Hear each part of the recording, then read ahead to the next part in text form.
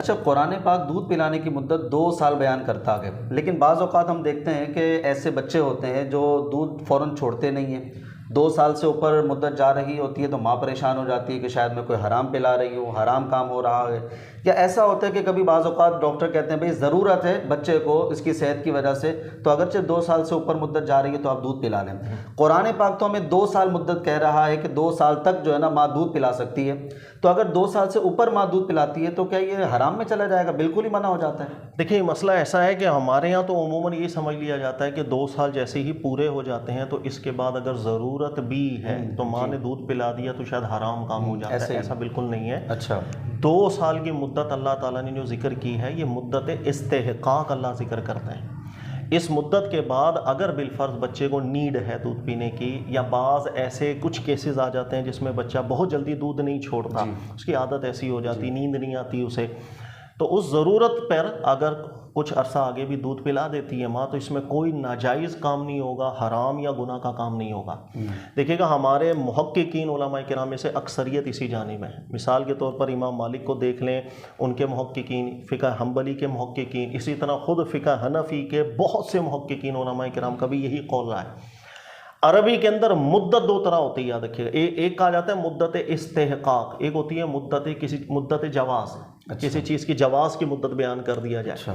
ان دونوں میں تھوڑا سا فرق یہ ہوتا ہے کہ جہاں مدت جواز بیان ہو رہی ہوتی ہے نا، وہاں اس مدت سے نہ کمی کرنے کی اجازت ہوتی ہے نہ زیادتی کرنے کی اجازت ہوتی ہے۔ وہ ایک لمٹ ہمارا دین ایسا باندھ دیتا ہے کہ جس میں کمی بھی نہیں ہوگی، زیادتی بھی نہیں ہوگی۔ مثال جیسے نماز کی رکعتیں ہیں، آپ نہ کم کر سکتے ہیں نہ زیادہ کر سکتے ہیں۔ اسی طرح اللہ نے فرمایا حتیٰ تنکحا زوجا غیرہ، جب 3 طلاقوں کا معاملہ پورا ہو جائے اس کے بعد عورت کہیں اور نکاح کرے، اس میں نہ کمی ہو سکتی ہے نہ زیادتی۔ کوئی شخص کھڑا ہو کے بولے نہیں بھائی بغیر نکاح کیے بھی ہم نکاح کر سکتے ہیں، غلط۔ کوئی بولے نہیں ایک نکاح کے بعد اجازت نہیں، 2 کریں، جب بھی غلط۔ جو بعض مدتیں ایسی ہوتی ہیں جس میں نہ ہم کمی پہ جائیں گے نہ زیادتی پہ جائیں گے، وہ ایک جواز کی مدت ہوتی ہے۔ ایک مدت عربی کے اندر استحقاق کی مدت ہوتی ہے، کچھ حقوق ثابت کرنے کے لیے مدت بیان ہو رہی ہوتی ہے، جواز سے اس کا تعلق نہیں ہوتا۔ اس کی سب سے بڑی دلیل یہ ہوتی ہے کہ اس کے اندر کمی بھی جائز ہوتی ہے، زیادتی بھی جائز ہوتی ہے، اور اس کمی کی طرف یا اس زیادتی کی طرف، ان دونوں میں سے کسی ایک رخ کی طرف خود قرآن اشارہ کر کے چلا جائے گا، جو سب سے بڑی دلیل ہوتی ہے کہ یہاں استحقاق بیان کیا جا رہا ہے، مدت جواز یا مدت عدم جواز بیان ہو ہی نہیں رہا۔ میں اس کی مثال دوں، اسی آیات کو اگر آپ غور کریں، اللہ فرماتے ہیں والوالدات یرضعن اولادہن حولین کاملین لمن اراد ان یتم رضاعہ۔ اللہ نے فرمایا کہ جو میاں بیوی اگر چاہتے ہیں دودھ پلانے کی مدت پورا کرنے کے لیے 2 سال کی اس کی مدت ہے۔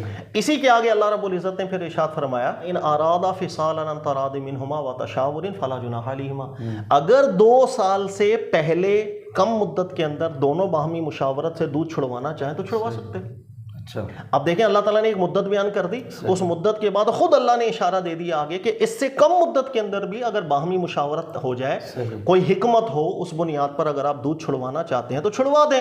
جب کمی کی طرف اللہ نے اشارہ دے دیا، یہ واضح دلالت کر رہا تھا کہ یہ مدت استحقاق بیان ہو رہی ہے، جواز یا عدم جواز کی مدت نہیں ہے۔ اس لیے جب کمی جائز ہوئی ہے دلالتم من الناس، اس کے اندر زیادتی کا بھی کوئی مسئلہ نہیں ہے۔ یہی امام مالک رحمۃ اللہ علیہ کا قول رہا، یہی فقہ حنبلی کے محققین کا قول رہا، اور یہی فقہ حنفی کے متقدمین علماء کرام کا قول رہا ہے۔ اس لیے ذہن میں رکھیے گا کہ اگر کوئی بچہ ایسا ہے 2 سال سے پہلے ماں اگر بہتر سمجھ رہی ہے دودھ چھڑوا سکتی، لیکن اگر 2 سال مکمل ہو جائے، کوئی ایسی صورت بن جائے کہ بچہ دودھ نہیں چھوڑ رہا، وہ اگر کچھ عرصہ زیادہ بھی دودھ پلا دے، اس میں کوئی چیز حرام کی نہیں ہے۔ بھائی یہ ذہن میں رکھیے گا۔ دوسری بات، ارادے کے ساتھ جب اللہ تعالیٰ نے متعلق کر دیا، یہ خود اس بات پر دلالت کر رہا ہے کہ اللہ کی طرف سے ایسی مدت نہیں ہے جس میں کمی زیادتی جائز نہ ہو، ورنہ ہمارے ارادے کے ساتھ مشیت کے ساتھ۔ 2 چیزیں جو آپ بیان کر رہے ہیں، مدت جواز اور مدت استحقاق، اس کی تھوڑی اور وضاحت سامعین کے لیے عام الفاظوں میں اگر ہو جائے تو۔ دیکھیں مدت جواز عدم جواز کی مدت کا مطلب آسان الفاظ میں کہ نہ ہم نے کمی کرنی ہے نہ زیادتی کرنی ہے۔ مدت استحقاق کا مطلب یہ کہ اس میں کمی بھی ہو سکتی ہے باہمی مشاورت سے، مصلحت کے نظر میں، اور زیادتی بھی ہو سکتی ہے، اسے کہتے ہیں مدت استحقاق۔ نمبر 2، یہ جو مدت اللہ رب العزت نے ذکر کی ہے نا، یہ حقوق کو کچھ ثابت کر دے گی۔ مثال مثال کے طور پر اگر میاں بیوی میں طلاق ہو گئی، اب وہ ماں دودھ پلا رہی ہے اور اس کی اجرت اگر مانگتی ہے تو 2 سال تک کی اجرت کی وہ استحقاق رکھے گی، 2 سال کے بعد نہیں۔ اچھا، نمبر 2، اسی طریقے سے جو حرمت رضاعت کے مسائل ہیں، یہ رضاعت کا جو رشتہ ثابت ہوگا وہ ان حولین کاملین کے اندر داخل ہوگا، اس لیے کہ یہ جو 2 سال ہے یہ استحقاق ہے، یہ اپنے ساتھ کچھ حقوق متعین کر دے گا، لہذا 2 سال سے زیادہ اگر عمر بچے کی ہو جائے گی، کسی نے دودھ پی لیا تو حرمت رضاعت ثابت نہیں ہوگی، اس لیے کہ رضاعت کا تعلق ہے 2 سال، ان یتم رضاع، یہاں پر رضاعت کا تعلق اتمام پہ چلا گیا، اور اللہ نے فرمایا وَأُمَّهَاتُكُمُ اللَّاتِي أَرْضَعْنَكُمْ، جس نے تمہیں ارضاع کیا ہو، اور ارضاع کا اتمام 2 سال پہ ہو جاتا ہے، لہذا جو حقوق ہیں وہ 2 سال تک مکمل ثابت ہو جائیں گے۔ یہ مطلب نہیں ہے کہ اس سے کم پلانا ماں کو حرام ہے یا اس سے زیادہ پینا بچے کو یا ماں کو پلانا حرام۔ یہ قول بہت زیادہ مطلب ایک خطرناک ہو جائے گا ہمارے اعتبار سے، سننے کے اعتبار سے، جو آج کل سننے میں آتا ہے کہ چاروں فقہ کے اعتبار سے 2 سال ہی مدت بیان کی جاتی ہے، خود فقہ حنفی کے اعتبار سے جو ہے نا وہ 2 سال مدت بیان کی جاتی ہے۔ تو مدت 2 سال ہی ہے، لیکن جو آپ مدت استحقاق کہہ رہے ہیں کہ اوپر جا سکتا ہے، وہ جا سکنا الگ چیز ہے، مدت جو اللہ نے بیان کی وہ مدت تو ہے، لیکن ہمارے پاس تو کوئی سوال آیا کہ اگر ماں کو 2 سال سے زیادہ پلانے کی ضرورت پڑ گئی، ہم بولیں گے آپ پلا سکتے ہیں، لیکن حقوق ثابت نہیں ہوں گے، اجرت کا مطالبہ آپ نہیں کر سکیں گی، بچے پہ حرمت رضاعت ثابت آپ نہیں کر سکیں گی، یا کسی اور کا اگر دودھ پلا دیا تو وہ ماں نہیں بنے گی، وہ حقوق 2 سال تک ثابت ہوں گے، بطور غذا کے آپ 2 سال سے اوپر پلا دیں تو پلا دیں۔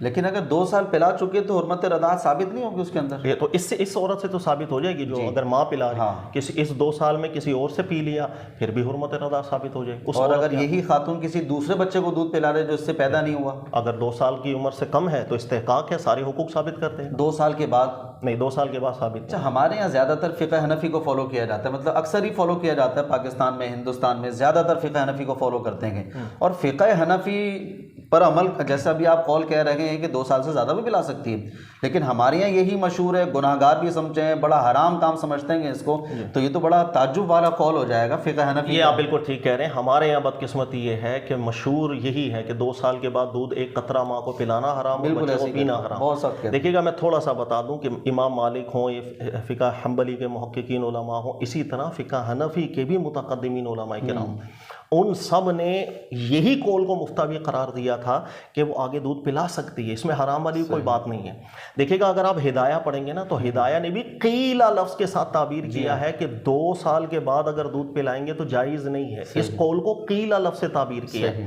ہر بندہ جانتا ہے کہ قیلا لفظ سے کیا گیا جو تعبیر ہوتی ہے یہ قول کے ضعف کی طرف اشارہ ہوتا ہے۔ اس کے علاوہ آپ محیط دیکھیں گے، کوہستانی کو پڑھیں گے، ان سب نے تو ذکر کیا ہے کہ اگر 2 سال کے بعد بچے کو نیڈ ہے، دودھ کی ضرورت ہے اس کو، تو واجب ہے کہ ماں اس وقت تک دودھ پلائے جب تک اس کی ضرورت پوری نہ ہو۔ یہ واجب تک کا قول فقہ حنفی نے ذکر کیا ہے، یعنی کیونکہ بچے کا حقوق تلفی ہوگی۔ کہنے کا مقصد کہ فقہ حنفی میں کوئی متفق علیہ یہ مسئلہ نہیں رہا کہ تمام فقہاء حناف متفق ہیں۔ نمبر 3 بات سب سے قیمتی، بعض متاخرین علماء کرام فقہ حنفی کے ایسے تھے جنہوں نے 2 سال کی مدت کے بعد دودھ پلانے کو جو منع اور ناجائز لکھا، اس بنیاد پر انہوں نے کبھی استدلال نہیں کیا کہ اللہ نے 2 سال کی مدت بیان کی ہے، اس 2 سال کے بعد مدت ختم ہو جاتی ہے، نہیں، اس لیے کہ وہ بھی جانتے تھے یہاں مدت استحقاق بیان ہو رہی ہے، اس لیے اس چیز کو انہوں نے تمسک نہیں بنایا، بلکہ تمسک انہوں نے کسی اور چیز کو بنایا کہ انسان کے جسم سے نفع لینا جائز ہی نہیں ہے جب تک نس وارد نہ ہو۔ 2 سال کی مدت کے بعد اگر ماں دودھ جو پیے گا، انسان کے جسم سے نفع لینا ثابت ہو رہا ہے، اور بلا نس کے ہم جا نہیں سکتے، اس وجہ سے حرمت ثابت ہو رہی ہے۔ یعنی وہ بھی اس آیت سے استدلال نہیں کر سکے کہ 2 سال کے آگے ہم نہیں نکل سکتے۔ یہ جو قول ہے یہ دلیل میں نہایت کمزور ہے، اس لیے بہت سے محققین سے قیل لفظ کے ساتھ تعبیر کیا۔ ہمارے یہاں یہی قول زیادہ چل رہا ہے، اس کی کیا وجہ ہے میں تو نہیں سمجھ پایا۔ دلیل میں مضبوط قول یہی ہے کہ 2 سال سے کم یا 2 سال سے زیادہ ضرورت ہے، مصلحت ہے، دودھ پلایا جا سکتا ہے۔ اچھا، پاکستانی چینلز پر جو رمضان میں پروگرام ہوتے ہیں تو وہاں پر مختلف فرقے والے لوگ بیٹھتے ہیں، اہل سنت کے ہی جو فرقے انہی میں سے، تو ان 2 کے درمیان یہ ایک لڑائی چلی تھی۔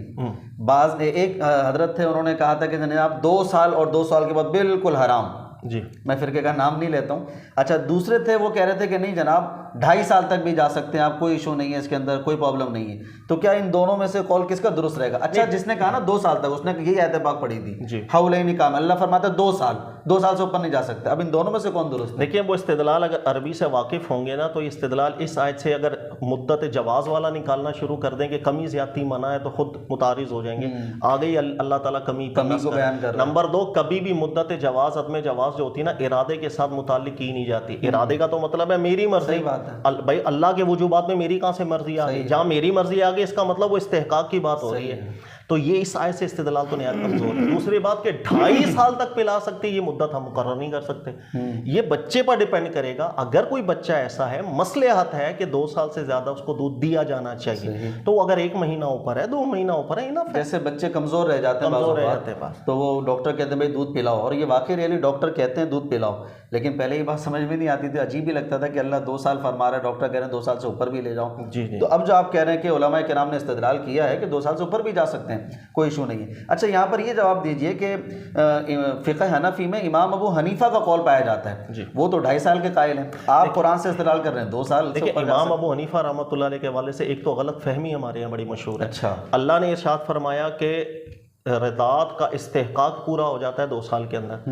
کئی لوگ یہ سمجھتے ہیں کہ امام ابو حنیفہ رحمۃ اللہ علیہ ارشاد فرماتے تھے کہ 2 سال ہی 2.5 سال ہے, وہ اس آیت سے استدلال کرتے تھے وَحَمْلُهُ وَفِصَالُهُ 30 شهرًا. یہ بالکل غلط نسبت ہے امام ابو حنیفہ. بالکل امام ابو حنیفہ نے یہ بات کبھی نہیں کی. امام ابو حنیفہ کا جو قول ظاہر و روایہ میں ہے وہ یہی ہے کہ دودھ پلانے کے لیے 2 سال ہی استحقاق ثابت ہوتا ہے. وہ فرماتے تھے کہ لیکن اگر کوئی بچہ ایسا ہے کہ جس کو 2 سال کے بعد بھی فطام کی کیفیت ہے, یعنی اس کو نیڈ ہے ماں کے دودھ کی, اور ڈاکٹرز بھی کہتے ہیں کہ اس کو ماں کے دودھ کی بھی نیڈ ہے, ایسا بچہ 2 سال کے بعد بھی جو دودھ پیے گا, چاہے 1 مہینہ اوپر, چاہے 2 مہینہ اوپر, چاہے 3 4 5 مہینے, حرمت رضاعت ہم ثابت کر دیں گے. اس لیے کہ حرمت رضاعت کی جو علت ہے وہ ہے فطام کا ہونا, وہ دودھ جو ڈائریکٹلی اس کا جسم کا حصہ بن جائے. اور اگر تو بچہ 2 سال کے بعد بھی بچہ ایسی کیفیت کے اندر ہے کہ وہ دودھ کو بھی بالکل ویسے ہی غذا بنا رہا ہے جیسے 2 سال سے پہلے کا, تو حرمت رضاعت ہم ثابت کر دیں گے کہ وہ علت پائی جا رہی ہے جو حرمت رضاعت کی 2 سال سے اندر ہے. اس قول کو بھی علماء نے کمزور قرار دیا, لیکن اصل قول یہ ہے اور بڑا مضبوط قول ہے. ہمارے یہاں اس کو یوں سمجھ لیا جاتا ہے کہ اللہ نے 2 سال دودھ پلانے کی مدت ذکر کی, امام ابو حنیفہ کہتے تھے 2.5 سال پلاؤ. ایسا بالکل نہیں ہے.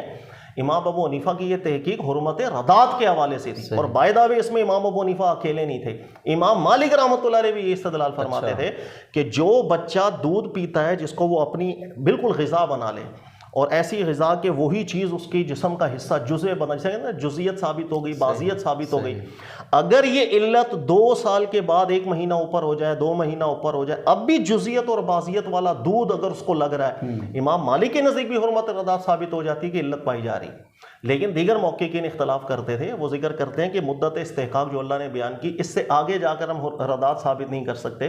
استحقاق تو ٹوٹ ہی گیا, پھر حقوق تو یہاں ثابت ہوں گے, آگے کہاں سے ثابت ہوں گے؟ یعنی حقوق کا تعلق صرف 2 سال سے ہے. جی, جتنے بھی شریعت کے حقوق ہیں وہ 2 سال تک ثابت ہوں گے, 2 سال کے بعد نہیں. 2 سال کے لیکن 2 سال سے زیادہ بھی ماں دودھ پلا سکتی ہے, اور یہاں پر خالی 2 سال مراد نہیں ہے, بلکہ چونکہ اللہ نے کمی بیان کی ہے لہذا زیادتی بھی دلالت النص بنتی ہے. یہ استدلال کہہ رہے ہیں نا آپ. اچھا, وہ جو میں نے آپ سے ذکر کیا نا کہ چند علماء بیٹھ کر یہ کلام کر رہے تھے, تو وہ کہہ رہے تھے بھائی امام ابو حنیفہ کا یہ قول کہ 2.5 سال تک پلا سکتے ہیں, یہ صریح قرآن کے خلاف ہے.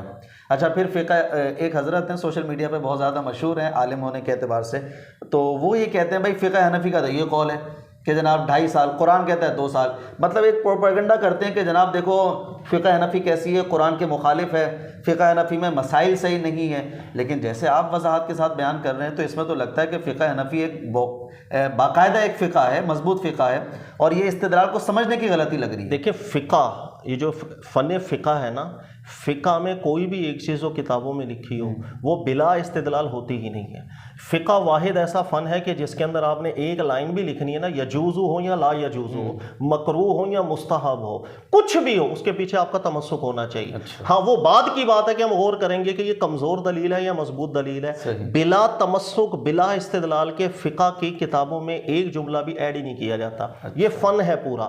ہاں, بعض کتب ایسی ضرور ہے کہ جو لوگوں نے شرارتیں کی, اس کے اندر کچھ تحریفات بھی کر دی, وہ ایک الگ بات. جیسے فقہ حنفی کے اندر غالباً عنایہ ہے, جو مجھے کتاب اگر یاد آ جائے تو اس کے اندر بہت سی تحریفات ایسی کہ الٹے سیدھے مسائل لکھ دیے گئے. اسی طرح جتنے بھی ہمارے مجتہدین گزرے ہیں جب وہ قول کوئی ذکر کر رہے ہیں اس کے پیچھے تمسک ہوتا ہے ان کا قرآن سننا. ہاں وہ بات کمزور ہو سکتی ہے, ہم دوسری نظر سے دیکھ رہے ہو ہمیں وہ استدلال کمزور لگ رہا ہے, لیکن ایسا نہیں ہے کہ اپنی طرف سے ہی بات بنا لی. یہ ایک دفعہ میرے ساتھ بھی ایسا ہوا تھا کہ کسی نے آ کے مجھ سے ذکر کیا کہ امام ابو حنیفہ کہتے ہیں 2.5 سال تک دودھ پلا سکتے ہو. میں نے کہا یہ بات آپ مجھے دکھا دیں کہاں امام ابو حنیفہ نہیں کہی. میں کہا یہ بات ضرور آئی ہے کہ 2.5 سال تک اگر بچہ دودھ پیے اور فطام کی علت پائی جا رہی ہو تو حرمت رضاعت وہ ثابت کرتے تھے. اور بائی دا وے جو اعتراض کرنے والا تھا وہ میرے سامنے وہ تھا جو خود کبیر کے دودھ پینے پر بھی رضاعت ثابت کر دیتا تھا. میں کہا بھائی 2.5 سال پہ کیا تو تمہیں آگ, مطلب تم ایک اتنے بڑے عالم دین کو برا بھلا کہہ رہے ہو اور خود بڑا بندہ دودھ پی لے تو اس پر رضاعت ثابت کر دیتے. ہمارے کچھ ضد بازی فرقے کی نفرتیں ایسی دل میں ہے نا کہ ہم لوگ ویلیو نہیں دیتے. اکابرین کے استدلال کو ویلیو دینا چاہیے, پہلے سمجھنا چاہیے وہ کیا کہہ رہے ہیں. ہاں الگ بات ہے اگر ہمیں وہ دلیل میں مضبوط بات نہیں لگ رہی ہم چھوڑ سکتے ہیں, لیکن جو مجھے دلیل میں کمزور لگ رہی ہے ممکن ہے آپ کو وہ دلیل میں بہت وزنی لگ رہی ہو. اچھا یہ راحت تو رہتی ہے نا. باقی یہ بھی ہے کہ بغیر شروحات کے کوئی بھی کتاب پڑھنا, ظاہر سی بات ہے جو مین عبارت آتی ہے وہ تو مختصر ہی ہوتی ہے, پھر جب اس کی شروحات پڑھتے ہیں تو وہ اس کو کھولتے ہیں کہ جناب یہ عبارت جو ہے وہ بہت ساری باتوں کے ساتھ ہے. جیسے قرآن پاک ہے, احادیث ہیں, بڑی شروحات ہوتی ہیں, تفاسیر ہوتی ہیں, پھر بات سمجھ میں آتی ہے. اب جیسے ہدایہ میں بھی صرف اتنا ہی لکھا ہوا ہے کہ امام ابو حنیفہ کے نزدیک 2.5 سال, زیادہ عبارت نہیں لکھی ہوئی وہاں پر. حرمت رضاعت. ہاں لیکن شارحین واضح کرتے ہیں. تو مطلب بغیر شروحات کے پڑھے صرف اردو کی کتابوں سے کوئی عالم نہیں بن سکتا نا. مطلب بالکل کوئی بھی فن ایسا ہو پراپر پڑھنا چاہیے, اس کی تفصیل پڑھنی چاہیے, پھر ہی ہمارے سامنے راہیں آتی ہیں کہنے والا کیا کہہ رہا ہے کیا نہیں کہہ رہا. اچھا اب یہی بات ہے کہ اگر آپ ہمارا یہ جو بھی ڈیٹیل گئی ہے کلپ کی صرف ایک جملہ چلا جاتا ہے بھائی مولانا صاحب کہہ رہے ہیں 2 سال بعد دودھ پلانا بالکل جائز ہے. آپ یہ دیکھیے گا لوگ سمجھے گی بھی نہیں کہ اللہ نے کچھ کہا بندہ کچھ کہہ رہا ہے. بولیں گے قرآن کہہ رہا ہے. ظاہر ہے ہمیں تفصیل بیان کرنی پڑے گی کہ اللہ کیا بیان کرنا چاہ رہے ہیں, یہاں کیا انداز عربی کا چل رہا ہے. قرآن چونکہ عربی میں نازل ہوا, عربی کے اصول گرامیٹیکلی یہاں اپلائی ہوتے ہیں. واضح سی بات ہے, واضح سی بات تھی جب امام مالک نے بھی یہی بات کی, امام احمد بن حنبل نے بھی یہی بات کی, فقہ حنفی کے بھی بہت سے محققین نے یہی بات کی. اس کا مطلب یہ عربی اس بات کو متحمل ہے. اب لوگوں کو بھاشا سمجھ میں آ جائے گی. تو کبھی کبھی ایک جملہ سمجھ میں نہیں آتا, اس کی تفصیل کریں گے تو سمجھ میں آتا ہے. اچھا سر, اس طریقے کے بہت سارے مسائل ہیں جو سوشل میڈیا پر فقہ حنفی کے حوالے سے جو نا بدتمیزیاں کی جاتی ہیں کہ دیکھو فقہ حنفی کا یہ مسئلہ ہے, فقہ حنفی کا یہ مسئلہ. تو جیسے کئی مسائل میں اپنی وضاحت کے ساتھ جو آپ نے بیان کیا تو پتہ چلتا ہے نہیں اس کے پیچھے کوئی نہ کوئی وجہ تھی, کوئی استدلال تھا, چاہے کمزور تھا لیکن کوئی وجہ ضرور تھی. لیکن ہمارے سامنے مختصر بات آتی ہے تو ہم سمجھتے ہیں یار یہ غلط بات ہے, شرح پڑھ کے دیکھتے ہیں تو الگ بات ہے. تو ان مسائل پہ بھی انشاءاللہ ہم اپنی وضاحت کریں گے. فقہ کے اندر ایک اصول ہوتا ہے جو من حیث الدلیل اقویٰ ہوگا مفتوی ہوگا. یعنی فقہ جو ہے نا وہ ایک گراؤنڈ ہے, اس کے اندر آپ آ کے اپنا استدلال پیش کریں, میں آ کے اپنا کروں گا, تیسرا اپنا آ کے کرے گا. جب اس گراؤنڈ کے اندر سب لوگ استدلال میں بھر جائیں گے نا, اس کے بعد پھر مصححین علماء کرام کی ایک ذمہ داری ہوتی ہے وہ ان سارے استدلالات پہ غور و فکر کرے, جو بات سب سے زیادہ مضبوط لگے گی دلیل میں اس کو مفتوی قرار دے دے. لہذا اس کے اندر فقہ کوئی بھی پڑھیں گے, شافعی فقہ, مالکی فقہ, حنفی فقہ, اس کے اندر بہت سے اقوال ملتے ہیں, بہت سی تحقیقات ملتی ہیں. ایک ہی مسئلہ جائز ہے ناجائز ہے, ہم کہتے ہیں نا کبھی فقہ حنفی کی بھی 4 کتابیں سامنے رکھ دو, کوئی جائز کہہ رہا ہے کوئی ناجائز کہہ رہا ہے. تو فقہ جو ہوتا ہے وہ ایک میدان کا نام ہے جس کے اندر آپ آ کے اپنی تحقیقات پیش کرتے ہیں. ہاں انہوں نے ایک پراپر سسٹم بنایا ہوتا ہے, ایسا نہیں ہے کہ ہر کوئی آ کے اپنی بات کرے اور اسی پہ فتویٰ دے.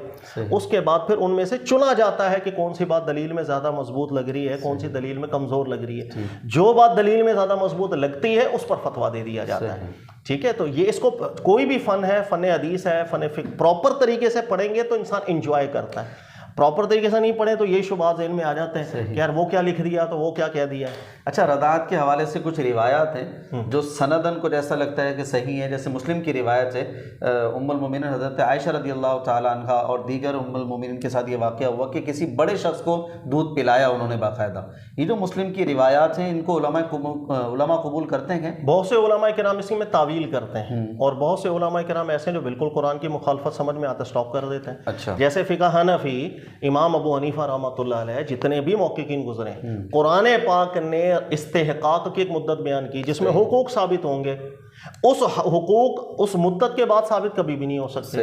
اگر ایک بچے کی عمر زیادہ ہو جائے اور اس کو دودھ پلا دیا جائے, نہ وہ علت پائی جا رہی ہے, نہ جزیت اور بادیت ہے, نہ فطام ہے, نہ استحقاق کی مدت ہے, کوئی حکم شرعی ثابت نہیں کرے گا.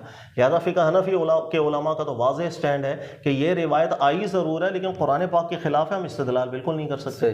اس کے مقابلے میں جو دیگر بعض علماء ہے, جب کوئی ایسی روایت ہے جو قرآن کے مضمون کے خلاف نظر آتی ہے اس میں تعویل کرتے ہیں. تو بعض علماء علماء نے اس میں تعویلات کی ہیں، تو تعویلات مثال تو بس کو یا مخصوص قرار دے دیا کہ کوئی اس وقت کی ایسی ضرورت ہوگی کہ بس یہ معاملہ وہیں تک خاص ہے، اس کے اندر عموم نہیں ہے کہ ہر بندے کے لیے حکم ہو، اور یہی چیز بعض روایات میں آیا۔ قبول کر کے تھوڑا پرابلم نہیں ہو جائے گا حضرت؟ جب ہم نے اس سے استدلال کرنا ہی نہیں ہے، مسائل اخذ کرنا ہی نہیں ہے، تو اس کو قرآن کے مخالف کہہ کے سائڈ میں کر دیں، بجائے اس کے کہ اس کے اندر تعویلات کریں، بعد میں وہ پھر لوگوں تک پہنچیں، پھر پرابلمز کریٹ ہو جائیں، تو یہ پرابلم نہیں کرنے۔ دیکھیں حدیث کی راہ میں دونوں طبقے علماء کے شروع سے رہے ہیں، ان دونوں میں سے آپ کو کون سا درست لگتا ہے کہ مجھے جناب تعویل کر کے بچا لو؟ آج کے دور میں مجھے زیادہ بہتر یہ لگتا ہے ہر وہ روایت جو قرآن کے خلاف جا رہی ہے اس کو سٹاپ کر دیں، بس یہ مجھے زیادہ اچھا آج کے دور کے حساب سے لگ رہا ہے۔ علی الاطلاق میں یہ نہیں کہہ سکتا، ہر دور کی صورتحال الگ ہوتی ہے۔ دیکھو کہنے والے کئی لوگ آئیں گے، قرآن پاک کی بھی دو آیتیں سامنے رکھ دیتے ہیں، جیسے ملحدین ٹائپ لوگ، یار یہ دیکھو یہ آیت تو ہمیں لگ رہا ہے کچھ اور کہہ رہی ہے، آیت کچھ اور کہہ رہی ہے، ہم بھی تو ان کو وہاں سمجھاتے ہیں نا بھائی یہاں کچھ اور مراد ہے، یہاں کچھ اور مراد ہے، کہ دونوں میں ٹکراؤ ہے نہیں، الگ الگ بات سمجھاتے ہیں نا۔ یہ جو فن ہے، یہ فن وہ حدیثوں میں زیادہ سکھا رہے ہوتے ہیں کہ کبھی کبھی کوئی بات قرآن کے خلاف لگ رہی ہے لیکن گرامیٹیکلی اس کے اندر ایک ایسا معنی بھی ہے جس سے ہم ٹھیک جانب جا سکتے ہیں، تو تعویل کا فن فائدہ بھی بہت دیتا ہے۔ میں آج کے دور میں اس چیز کو زیادہ پسند کرتا ہوں کہ تعویلات میں نہ پڑھیں، جو روایت قرآن کے خلاف ہے واضح طور پر بتا دیا جائے یہ بات ظاہری طور پر قرآن کے بالکل خلاف ہے، ہم اس سے استدلال نہیں کر رہے۔ اس سے فائدہ یہ ہوتا ہے کہ کچھ کچے لوگ جو ذہن کے لوگ ہوتے ہیں وہ دین اسلام پر اعتراضات ان کے ذہنوں میں نہیں آتے، سوالات ان کے ذہنوں میں نہیں آتے، اور ان کی ایک بنیاد بڑی مضبوط ہو جاتی ہے کہ ہمارے دین میں ایک اصل قرآن ہے، اس کے مقابلے میں آنے والی باتوں کو ہم اس کی بنیاد پر چیک کرتے ہیں، وہ حق اور باطل میں پہچان کر سکیں۔ لہذا کل کو وہ کسی مفسر کو پڑھ رہے ہوں گے کسی کو کہ یار وہ بائبل سے اٹھا کے قرآن کی شرح کر رہے ہیں، قرآن کچھ کہہ رہا ہے بائبل اٹھا کر کے لا رہا ہے، وہ بھی یہ بھی کہہ سکتا ہے کہ ابے جب ہم اپنی حدیثوں کو قرآن پر لوٹاتے ہیں، مطابقت میں لیتے ہیں، مخالفت میں نہیں، تو ہم پچھلی آسمانی کتابوں کو بھی تو یہی جج کریں گے، قرآن کے مخالف میں سٹاپ کر دیں گے۔ اسی طرح کوئی سائنٹیفک کوئی تحقیق آ جائے قرآن کے خلاف ہو رہی ہو، چاہے سائنٹیفک تحقیق ہو بھی، میں نے تو قرآن کو ترجیح دینی۔ ایک مسلمان کا جو مرکز ہے قرآن جو اللہ کا کلام ہے وہ بننا چاہیے، اس لیے میں یہ پسند کرتا ہوں بالکل سٹاپ کر دینا چاہیے۔ اچھا، وہ جو روایت میں نے آپ کے سامنے ذکر کی اس میں ایک ایسے شخص کا ذکر آ رہا ہے جس میں پردے کا مسئلہ تھا، یعنی وہ بالغ شخص ہی ہوگا نا، یعنی وہ کہہ رہی ہے کہ بھئی تمہارا آنا جانا بار بار ہوتا ہے گھر میں تو پردے کے مسائل ہوتے ہیں، تو ایک کام کرو کہ میں تمہیں دودھ پلا دوں گی، لہذا پردے کا مسئلہ ختم ہو جائے گا۔ تو اتنی بڑی عمر میں جا کر بالغ ہونے کے بعد جا کر دودھ پلانے کا تصور، میں نے آپ سے ذکر کیا نا امام ابو حنیفہ کی تحقیقات پڑھیں، واضح طور پر کہتے ہیں قرآن کی مطابقت میں نہیں ہے، ہم نہیں عمل کر سکتے، سٹاپ۔ صحیح۔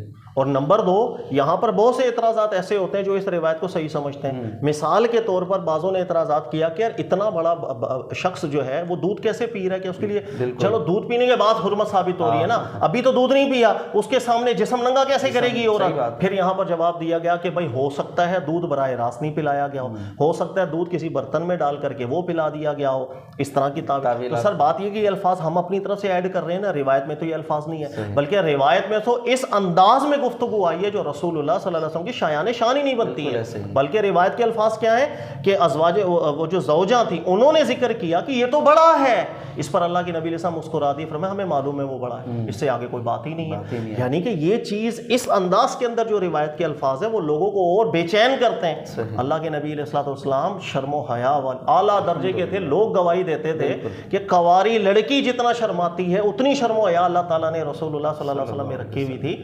اس لیے امام ابو حنیفہ نے اس روایت سے متعلق جو سٹینڈ لیا سب سے بہترین ہے، قرآن کی مخالفت میں سٹاپ، بس۔ باقی حقیقت حال میں کیا ہوا، ہم تک راویوں سے کیا بگڑ کے واقعہ آ گیا، ہمیں اس پر ایمان لانے کی ضرورت نہیں، قرآن کی مطابقت میں ہم ایمان لے آتے ہیں، مخالفت میں جا رہی ہے سٹاپ کر دو، زیادہ بہتر۔ ٹھیک ہے سر، بہت شکریہ جی۔ ناظرین آپ نے سماعت فرمایا، تعالیٰ ہم سب کو صحیح سمجھنے کی توفیق عطا فرمائے۔